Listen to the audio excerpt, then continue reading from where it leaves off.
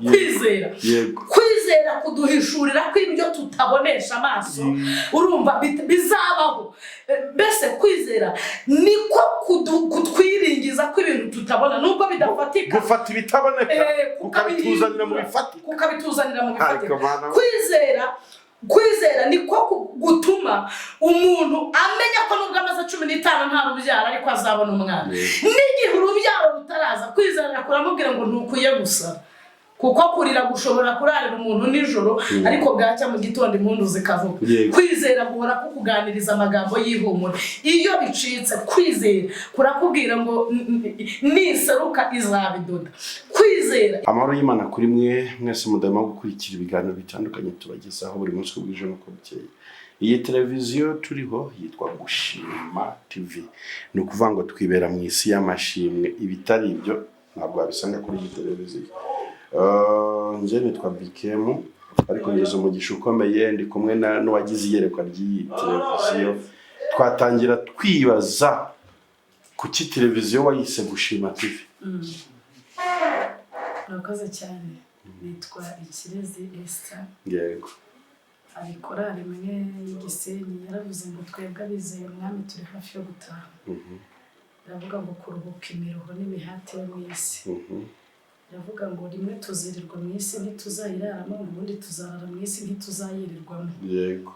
Irakomeza iraririmbira avuga ngo nicyo gituma dukwiye kuba maso kugeza igihe Yesu azazira. Hanyuma hari akandi gace bavuga ngo kuko Pawulo yavuze ngo muri byose duhore dushima. Yego. Hanyuma rero ubundi gushima navuga ngo ni isakaro ry'umukristo. Yego. Gushima. Mu gitondo byose ugashima, mbega ku rurimi rwawe hakaba gushima. Yego. Yego. Urakoze cyane, ati ku rurimi rwawe hagahoraho gushima.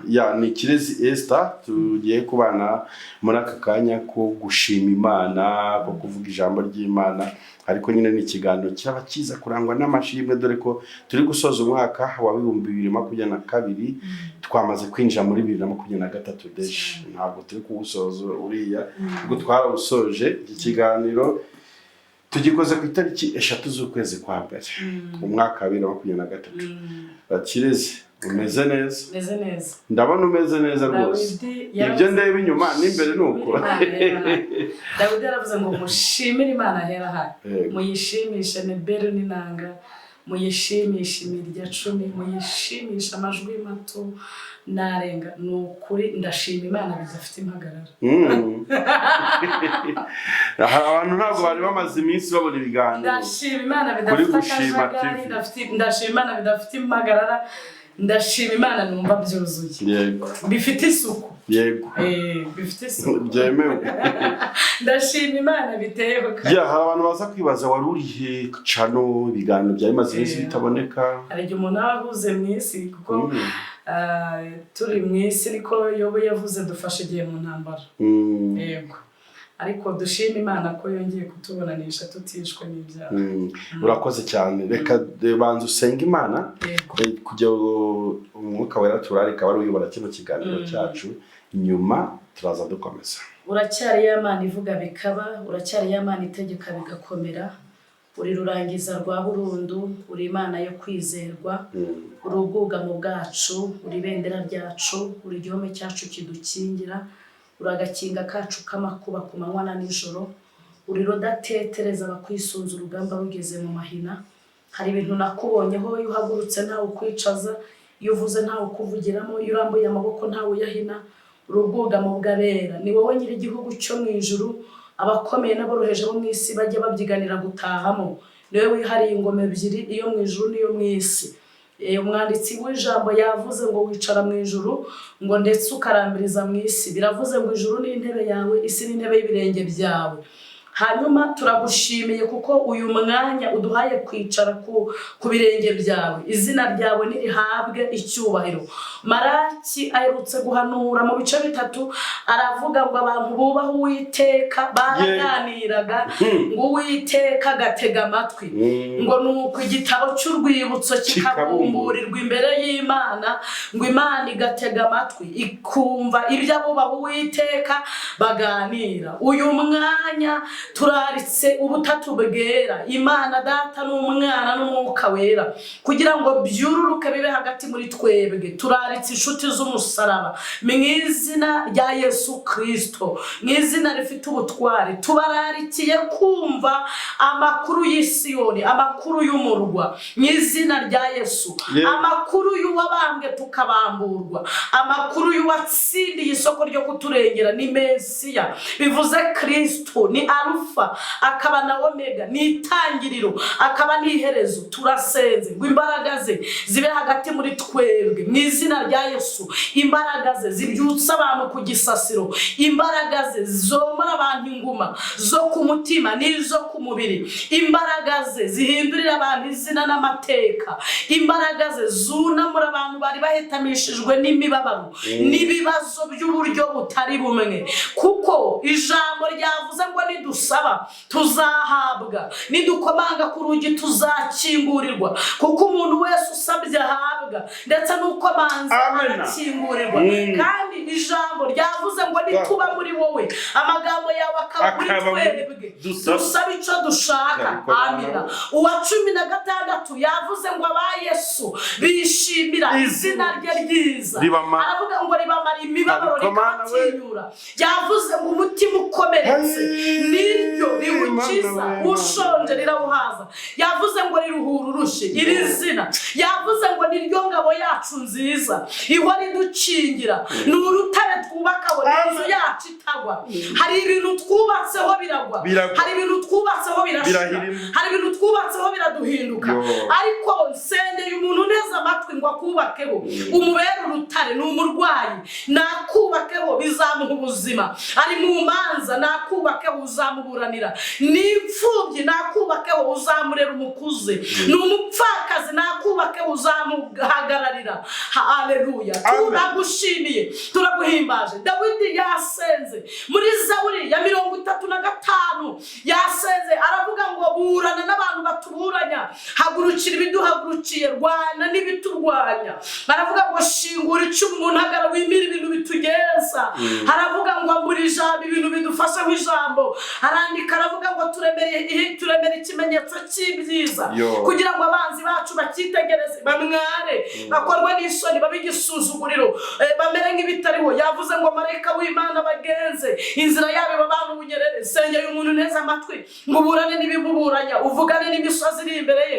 Ejo bundi ntiwigeze uvugana na Zerubabeli, wavuganye n'umusozi umwe wari ukomeye kuruta indi misozi yari imbere ya Zerubabeli. Urabubaza ngo wa musozi we w'igiti mbere y'umugaragu wanjye Zerubabeli. Hari umuntu ufite umusozi w'ubukode, ndagira ngo uganire n'uwo musozi uwuhindura ikibaya, ave mu bukode ahabwe inzu kuko abifite mu isezerano. Hari umuntu ufite umusozi w'ubugumba, ndagira ngo uganire n'ubugumba bumubereye umusozi abona urubyaro.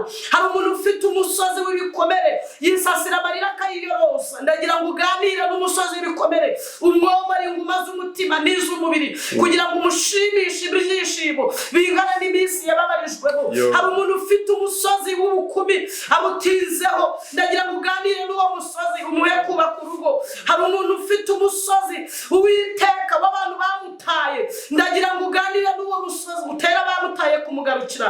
Mu izina rya Yesu utunganya neza yacu mu maso y'abanzi bacu, imbaraga zawe zisesekare kuri twebwe mu izina rya Yesu. Kuko umuririmbyi yavuze ngo imisozi itari yaremwa, isi itari yabumbwa. Aravuga ngo uhereye kera uri uko wahoze. Hari ibintu mwumviseho Mana, uri Imana idasaza ngo yitwaza akabando, uri Imana itavuga amasigara byicaro, uri Imana itareba akavukire naho umuntu akomoka, uri Imana itumva amabwire, uri Imana yihagije, uri rurangiza rwa burundu, uri igiti cy'inganzamarumbo, uri isambu itarumba, uri ibendera ry'abera. Mu babyeyi ni wowe uduhetse, mu mabuye uri ibuye rizima, mu bami uri umwami w'abami, mu masoko uri isoko y'ubugingo. Ukwiyegamijeho ntabwo akorwa n'isoni. Niyo mpamvu Yesaya yabihamije aravuga umuntu gushikamije umutima uzamurinda numara kumurinda azaba amahoro masa kubera ko akwiringiye. Senge abantu bakwiringiye mu bakomereza amaboko,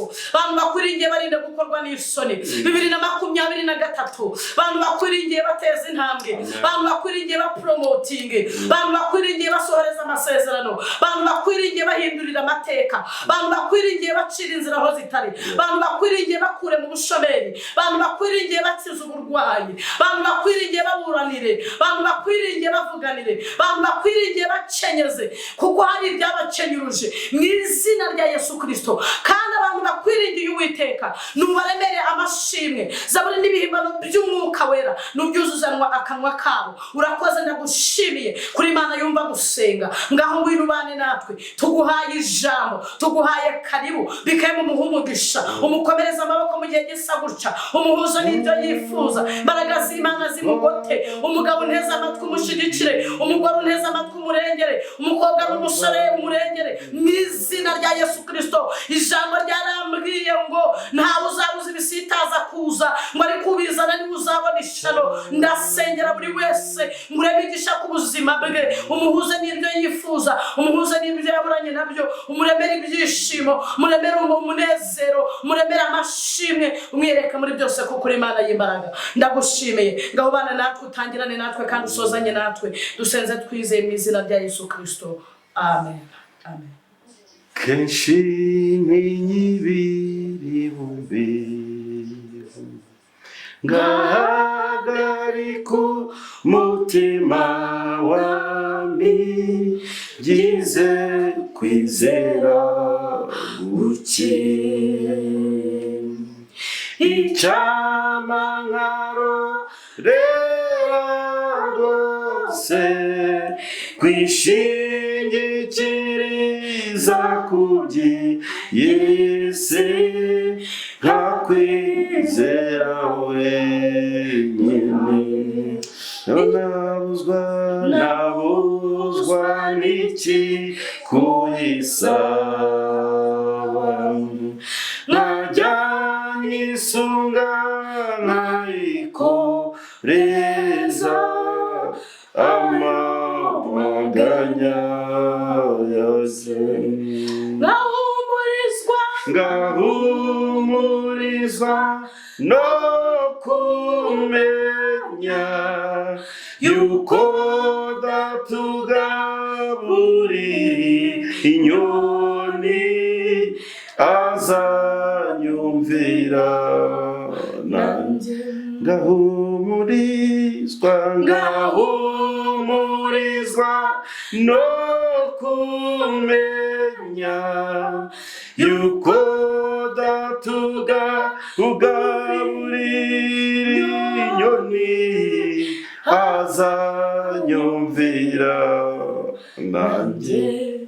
Nabuzwa n'iki kuyisaba,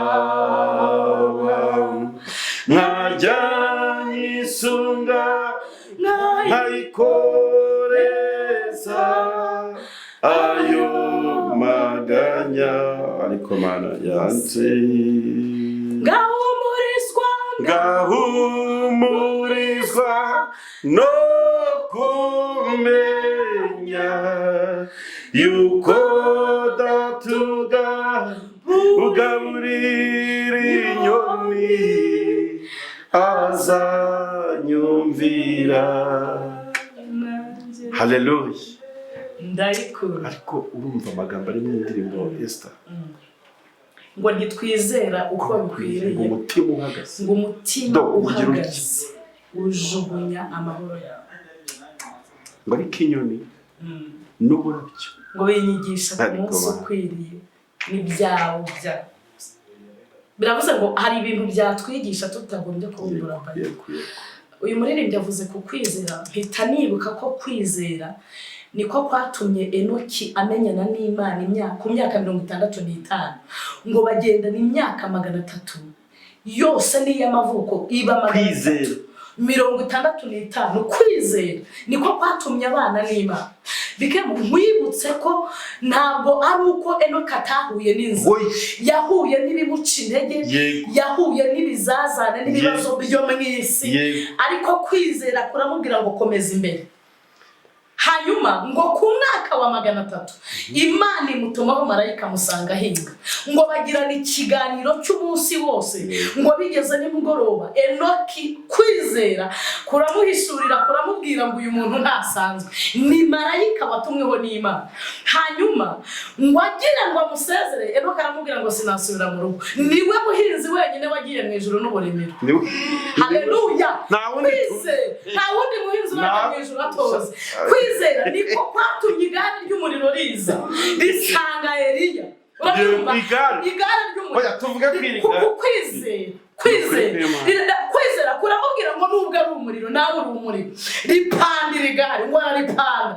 Abahanuzi b'abana na Elisa ngo babona Eliya agurutse mu kirere, ngo arinda acubira mu bicu bakimuriye. Uko ni ukwizera. Kakubwira kandi kwizera kwatumye Aburahamu afata Isaka nta kindi gitambo, nta kindi kintu areba, akamushorera atanabajije Sara. Haleluya.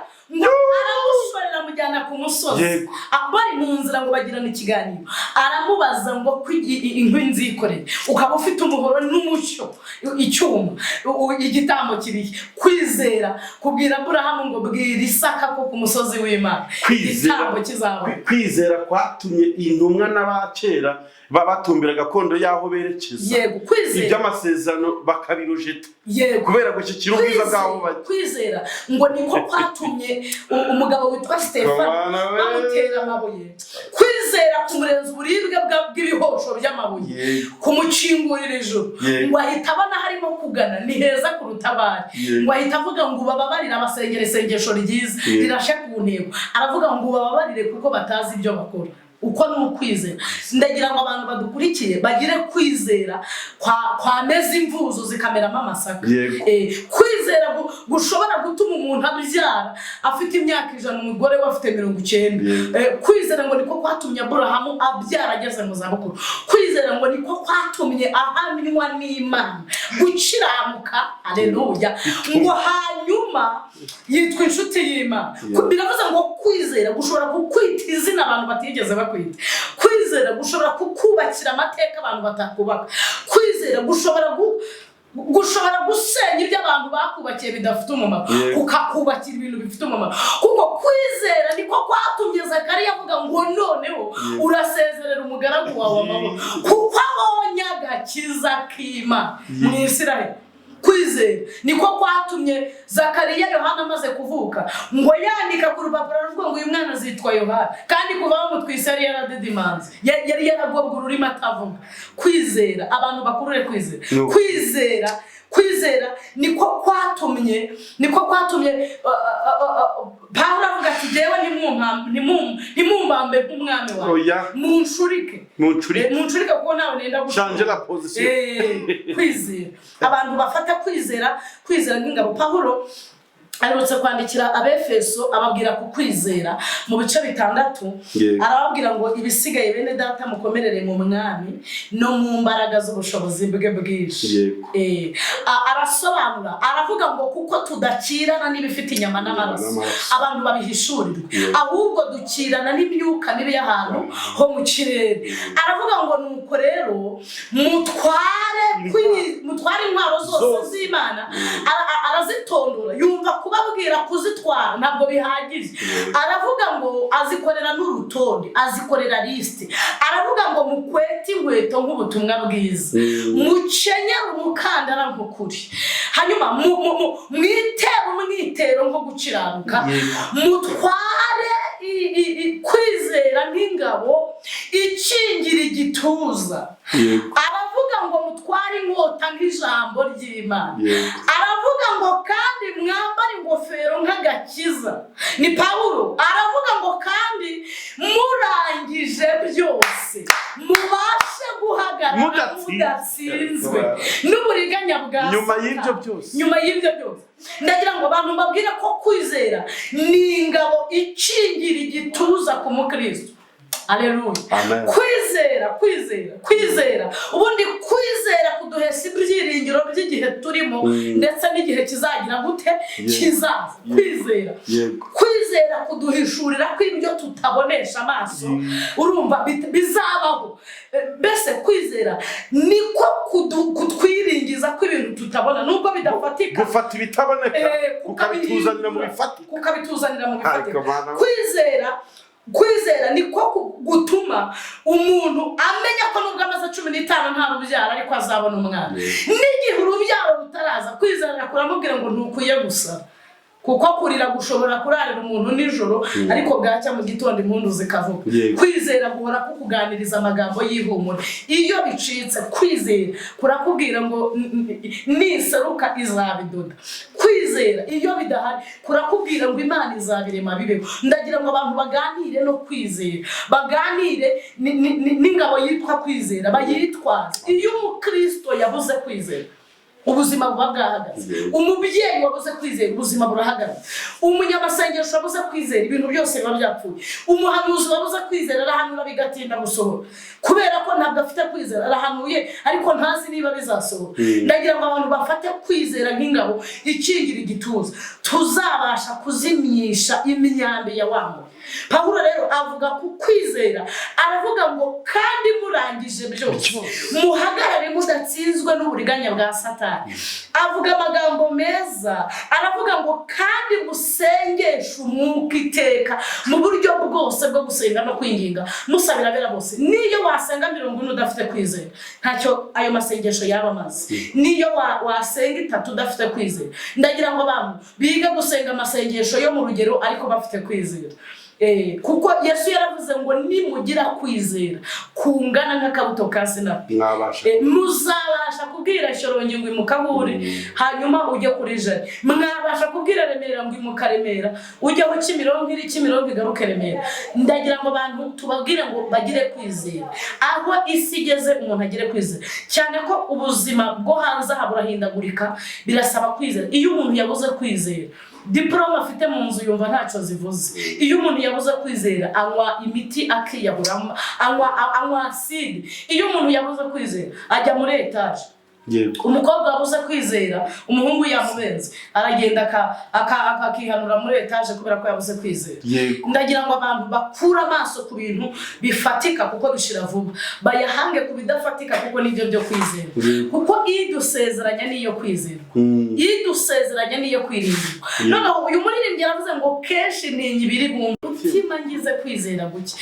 Biravuze ngo iyo umuntu afite kwizera guke ahagarika umutima. Iyo ufite kwizera guke ntabwo unyurwa.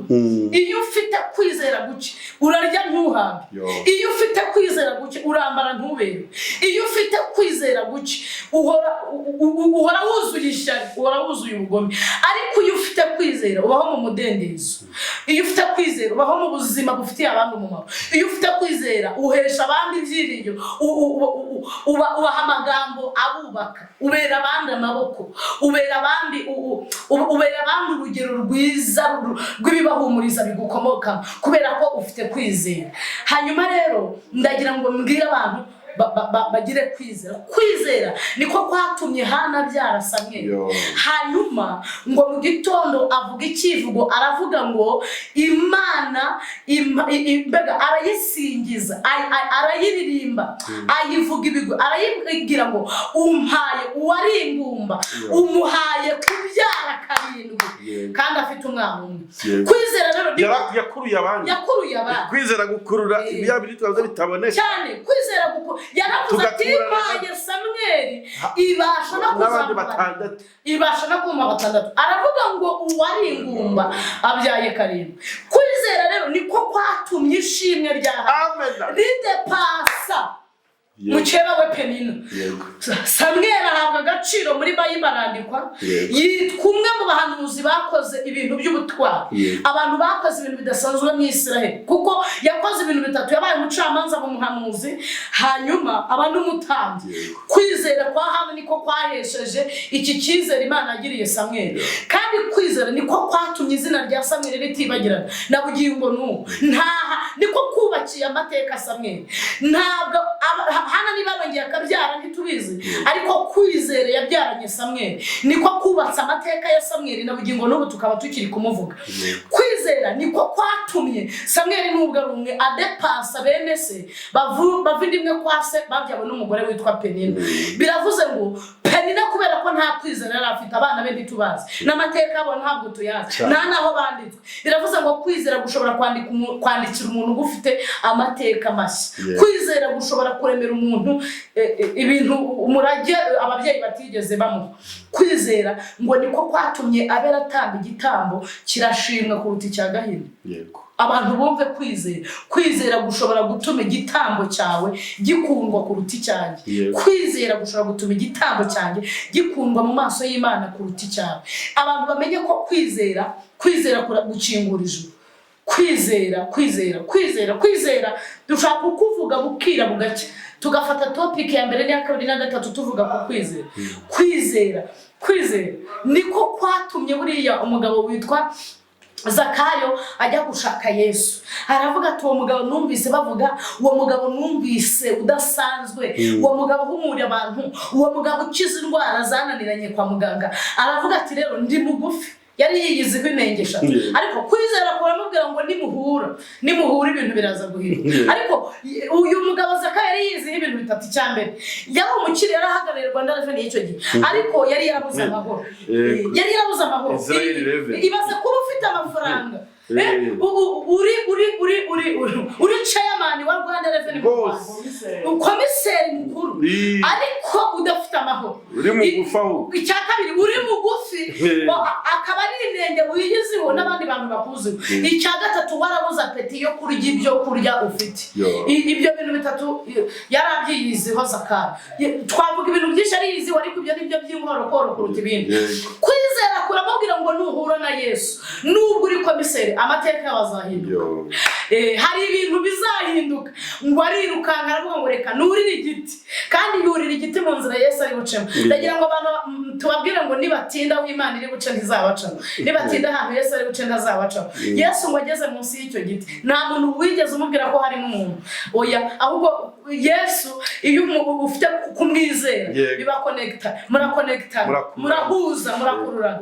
Ngo ahageze arahagarara, areba hejuru mu giti, aravuga ngo Zakayo ururuka, kuko uyu munsi ndararira iwawe. Biravuze ngo niba Zakayo yari yaragize abashyitsi b'amateko, uwo munsi Yesu yamuvuye umwaka w'abashyitsi b'amateko.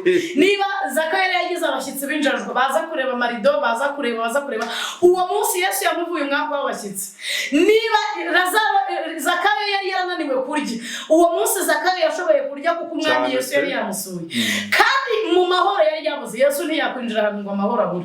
Ndagira ngo abantu bagire kwizera, hanyuma nibagukomeraho bakagutsimbararaho bizabagirira umumaro, kuko kwizera ni impano ikomeye. Buriya abantu bapfuye bafite kwizera, Daniel yabavuzeho, avuga imizuko ibiri. Aravuga ngo hari umuzuko wa mbere w'abantu bapfuye bafite kwizera. Mbwira abantu ko kwizera gufite umusaruro mu gihe turimo muri ubu buzima ndetse n'igihe kizaza. Maze iminsi ntekereza, iyo umuntu ubundi aba agira agaciro ari uko ahumeka. Iyo umwuka ugushizemo ubaye umwanda. Ariko iyo ufite kwizera upfana kwizera. Iyo tugeze kwirimbi twagushingura twese turataha, ariko ukagumana kwizera. Hanyuma kwizera ngo niko kuzatuma abantu bapfuye bagufite babasha kumva impanda. Kwizera kuzabaha kumva, kwizera kuzabaha kumenya ko igihe cyo gutaha cyegereje. Ndagira ngo abantu babwira ko kwizera gufite umusaruro mu gihe turimo ndetse n'igihe kizaza. Kwizera gufite umusaruro mu gihe duhumeka n'igihe tuzaba tutagihumeka.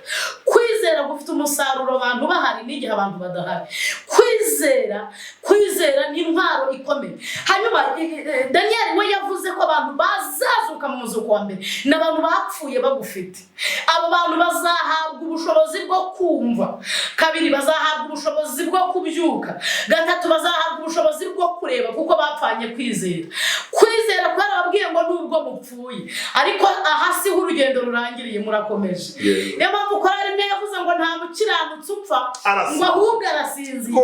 Iravuga ngo nubwo yapfa nyuma arongera akabaho. Kwizera rero gutuma umukiranutsi amera nk'amahwa yatemwe, akuma bikemu ariko agakomeza akajomba.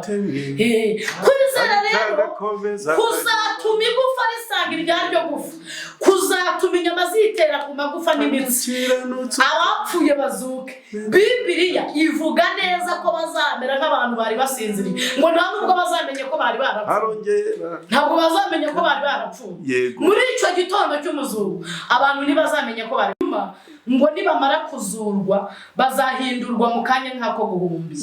Nibamara guhindurwa hanyuma bajyanwe n'umwami mu bwami bwe. Natangiye senga mvuga ngo niwe nyiri igihugu cy'abakiranutsi, abakomeye n'aboroheje bo mu isi babyiganira gutaha. Abantu rero bapfuye batagufite nta kintu bazamenye, nta makuru bibitseho. Uzi ko umuntu adafite kwizera, umugabo udafite kwizera aca ahantu banitse imyenda akayanura. Umugore udafite kwizera yavamo igisambo gikomeye cyane. Umukobwa udafite kwizera ashobora gukora ibintu by'amahane. Abantu badafite kwizera, ndashaka kubwira abantu ko abantu badafite kwizera bateje ikibazo inzego z'umutekano. Umuntu udafite kwizera ushobora gusiga hanze utetse ugasanga arabitwaye, kuko nta cyizere cy'ubuzima afite. Umusore udafite kwizera ashobora kubona ko diplome ze adepoje 5 abura akazi, kubera ko adafite kwizera akiyemeza kubibanda. Uwo munsi polisi n'izindi nzego zibishinzwe zikaba zibonye akazi, gereza ikaba ibonye umuturage ituze. Umuntu udafite kwizera ashobora kwimanika mu mugozi. Umuntu udafite kwizera abura ibyiringiro by'ubuzima. Uyu muntu adafite kwizera ararya ntahawe. Reka dusome ijambo riri mu Baheburayo 11 twumve icyo umuheburayo yavuze ku kwizera. Hari igihe abantu bumva tuvuga ku kwizera bakagira ngo ahari ntabwo turimo tuvuga ibintu by'ukuri, ariko kwizera niko kwatumye abatubanjirije bahamywa n'Imana gukiranuka. Kwizera niko kwatumye Enoki abaza inkuge ndetse ayijyamo, ayinjiramo, ayibanamo n'abahungu be n'abakazana be n'umugore we. Reka dusome Abaheburayo ibice 11 kwizera icyo ari cyo, hanyuma turebe n'ibyitegererezo by'abizera nyakuri. Kwizera ni ukumenya rwose ibyiringirwa udashidikanya ko bitazaba, kandi niko kuduhamiriza ibyo tutareba ko ari iby'ukuri. Icyatumye abakera bahamywa neza nuko bari bagufite. Kwizera niko kutumenyesha yuko isi yaremwe n'ijambo ry'Imana, nicyo cyatumye ibiboneka bitaremwa mu bigaragara. Kwizera niko kwatumye Abeli aha Imana igitambo kiruta icya Gayini kuba cyiza, ni nako kwamuhaye guhamywa ko ari umukiranutsi. Ubwo Imana yahamyaga ko amaturo ye ari meza, kandi niko kwatumye nanone akivugwa nubwo yapfuye. Kwizera niko kwatumye Henoki yimurirwa mu ijuru ngo adapfa, kandi ntiyaboneka kuko Imana yamwimuye, kuko yamuhamijwe atarimurwa yuko yanejeje Imana. Ariko utizera ntibishoboka ko ayinezeza, kuko uwegera Imana akwiriye kwizera yuko iriho ikagororera abayishaka. Kwizera niko kwatumye Nowa atinya Imana amaze kuburirwa nayo iby'ibitaboneka, akabaza inkuge yo gukiza abo mu nzu ye, ariyo yacishije iteka ry'abari mu isi, aragwa gukiranuka kuzanwa no kwizera.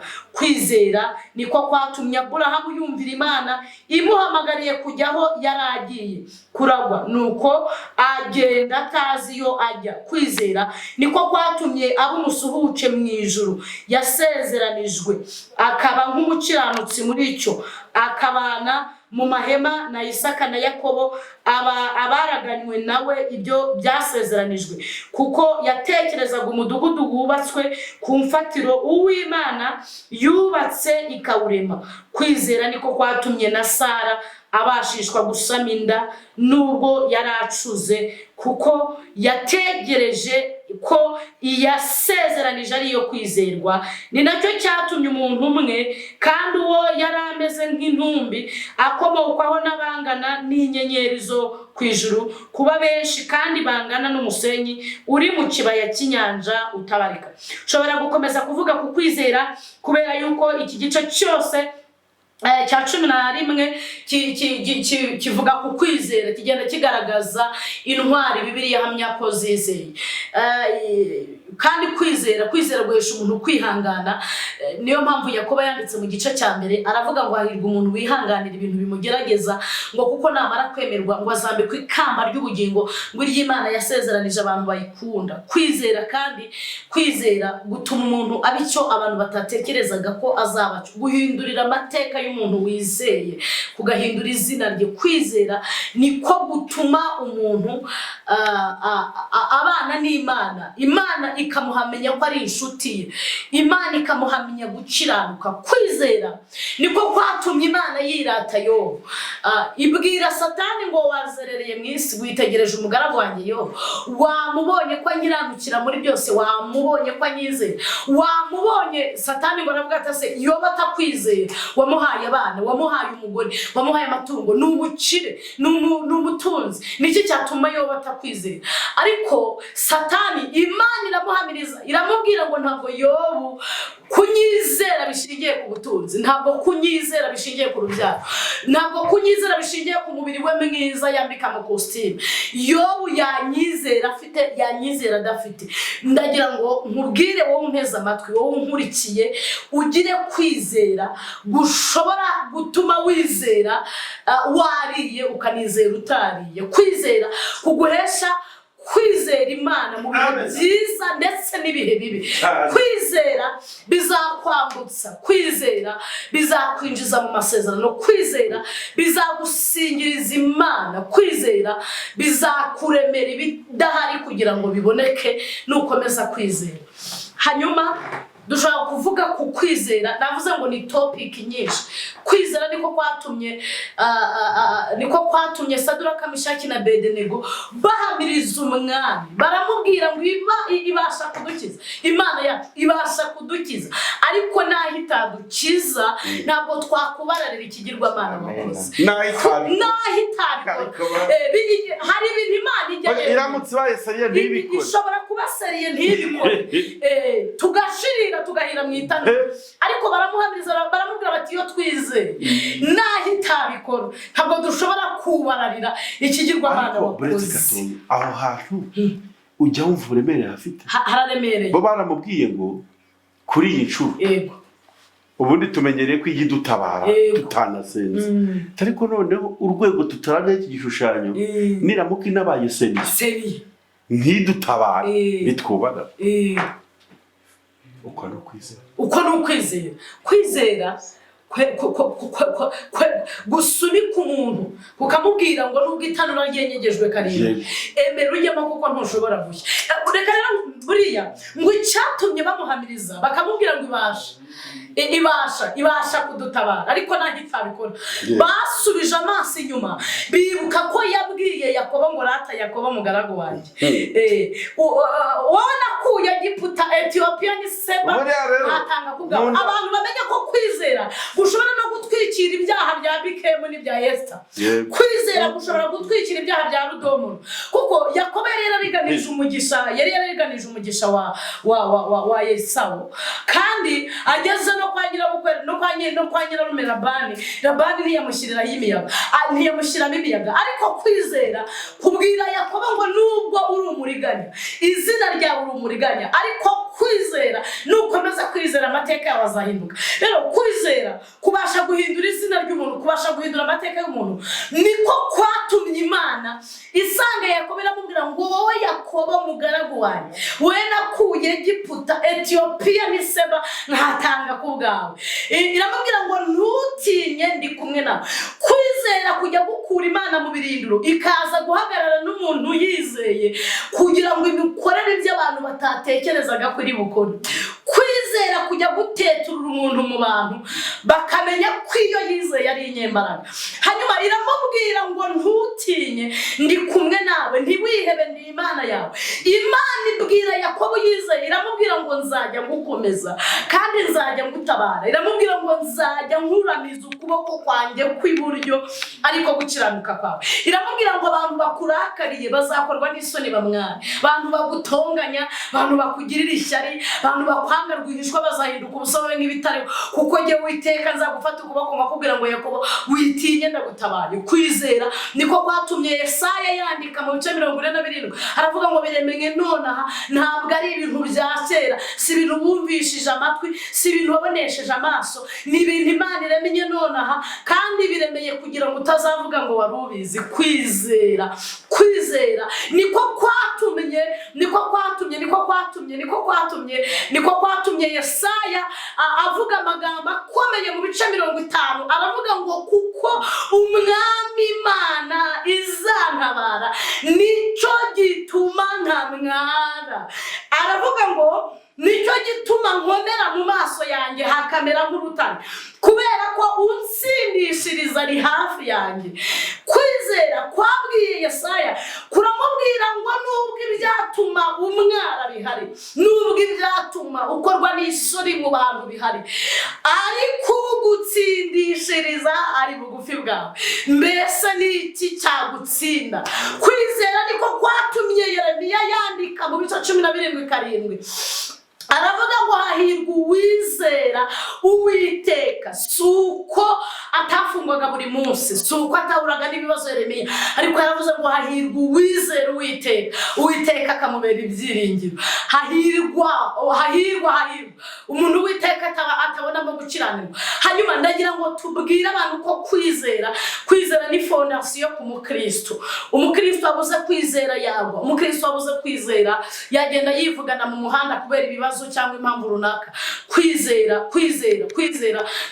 niko kwatumye Dawidi avuga ngo hahirwa ababari ibicumuro bye kandi ibyaha yakoze bigatwikirwa. Aravuga ngo hahirwa umuntu Uwiteka atabara gukiranirwa n'umutima we ntube mu buriganya. Ndagira ngo wowe warucitse intege ugumane kwizera. Umuririmbyi wa 15 yararirimbye aravuga ngo amasezerano yose uko Imana yatanga rwakomejwe n'amaraso y'umwami wacu Yesu. Yararirimbye aravuga ngo jya ukora nka Aburahamu wubura amaso yawe, bari inyenyeri wizere amasezerano ye. Uwa 28 yuzemo aravuga ngo turi abasirikare benshi twogejwe mu maraso. Aravuga ngo umwami wacu Yesu niwe muyobozi. Yaravuze ngo kubw'imbaraga ze dufite tuzabaho no mu rupfu, dukomeze dushira imbere, dushimire ihura. Kwizera kwaramubwiye ngo ntabwo dufite ubuzima muri iki gihe gusa, ahubwo tuzabaho no mu rupfu. Yaravuze ngo kwa Yesu dufite ubutware ku gitero gikurikiye, dufite n'ubushobozi. Aravuga ngo niyo twizeye amagambo ye nk'uko yatubwiye.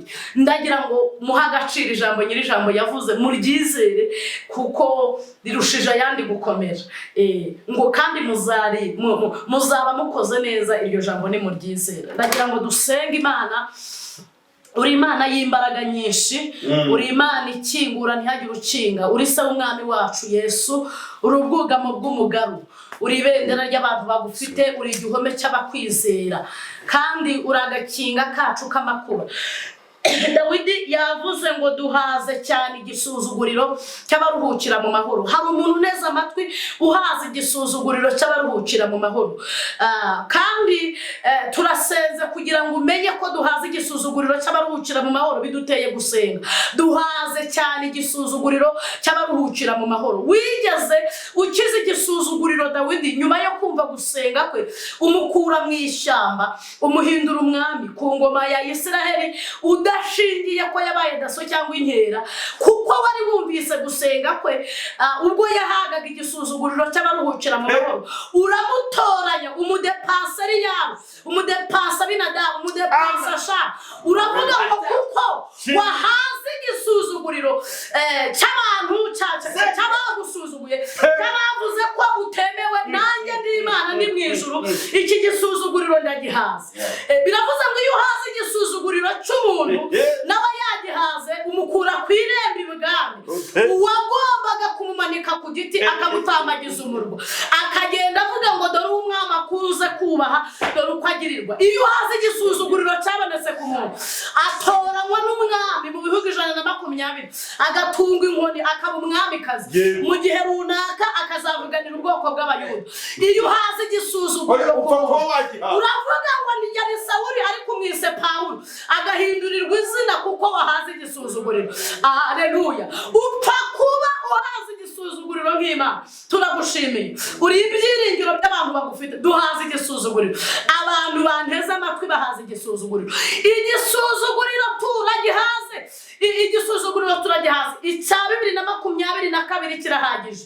2023 tuje duhaga igisuzuguriro cy'abantu baruhukira mu mahoro. Wigeze uhaga igisuzuguriro ku mukobwa witwa Rusi ngo uhaga igisuzuguriro cy'umupfakazi abengukwa n'umugabo w'umukire witwa Bowazi. Bowazi amubyaraho umwana bamwita Obedi. Obedi abyara Yesayi. Yesayi abyara Dawidi. Mu nda ya Dawidi hakomoka Yesu. Igisuzuguriro cy'abamowabi cyari kiri kuri Rusi kimuvaho kubera ko wari wagihaza.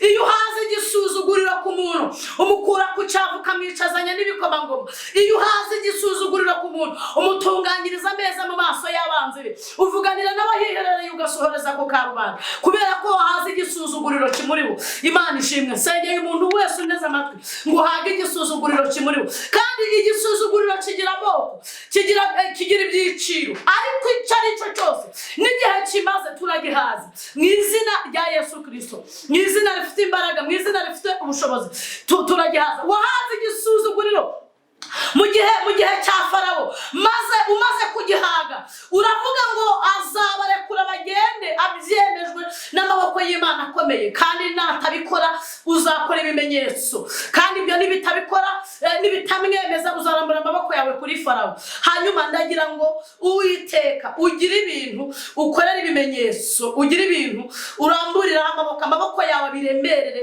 mu izina rya Yesu. Wigeze uhaga igisuzuguriro ku mugabo witwa Obededomu ngo yari umukene mu gihugu cya Dawidi ngo noneho isanduku yisezeranije ngo baravuga ngo nibayihohereze kwa Obededomu kuko niwe mukene urya bimugoye, niwe mukene wa mu cyiciro cya mbere, niwe mukene udafitiye icyo amariye igihugu. Hanyuma kuko wari wahaze igisuzuguriro cyari kuri Obededomu cy'ubukene abantu ntibamenya ko wagihaze. Biravuze ngo ujye uhaga igisuzuguriro kiri ku babyeyi abantu ntibabimenye. Ujye uhaga igisuzuguriro kiri ku bakobwa ukabakorera ibintu abantu batazi ko wakora. Ujye uhaga igisuzuguriro ku bagabo n'abasore abantu ntibamenye ko wagihaze. Hanyuma ngo bazaniye isanduku y'isezerano kwa Obededomu batazi ko igisuzuguriro cy'ubukene kiri kuri Obededomu wagihaze. Ngo mu mezi 3 gusa Obededomu ababaye umukire, ababaye umumiliyoneri kubera ko ari wahaze igisuzuguriro. Bahindukiye barebye basanga Obededomu niwe mukire, niwe wenyine uhinga akeza, niwe wenyine worora amatungo akororoka, niwe wenyine ubashije gukira mu mezi 3 gusa. Abandi babiharanira imyaka n'imyaniko. Ndasenze kugira ngo Uwiteka uhenge ku musaya wawe wumve ijwi ryo kwinginga kwacu hage igisuzuguriro cy'abantu baruhukira mu mahoro. Urakoze. Turagushimiye kumva gusenga abana natwe imbaraga zawe zitubeho ubutware n'ubushobozi byawe bitugote. Dusenze twizeye mu izina rya Kristo Yesu. Amen. Amen. Murakoze cyane. Turabashimiye abantu bamaze gukora subscribe n'abantu muduha comment n'abakora like n'abakora share kuri chaîne yacu yitwa Gushima TV. Imana yacu ibaho umugisha kandi ibagirire neza. Murakoze cyane.